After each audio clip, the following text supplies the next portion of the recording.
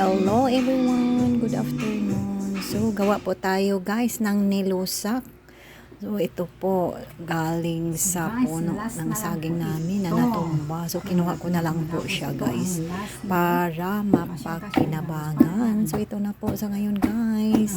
Mag-aalho na po ako sa saging. Ayan, yung maliit kong ano guys. Alho ito, sinubukan ko na po. So second time ko na po na nagawa ng nilusak dito. So guys, masarap to. Ito po ang palaging gawin naming snack noon sa mga bata pa kami, sa lola namin. Ayan. So, kahit mahirap guys, pero masarap naman kainin ang nilusak. So pagkatapos nito, parisan lang po ng kape. Ayan, snack na po.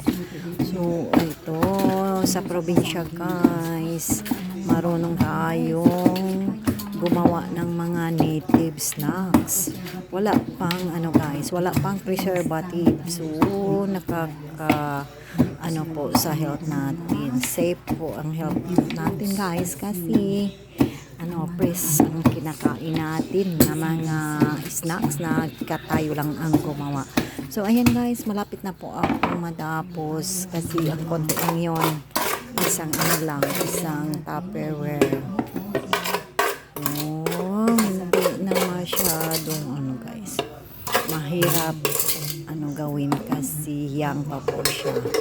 So ito na po sa ngayon guys, tapos na hainin ko na po ang saging na nilusak. So nilagyan ko po siya ng coconut, grated coconut guys, para lalong sumasarap. Okay, yan lang po ang ginagawa ko sa ngayon.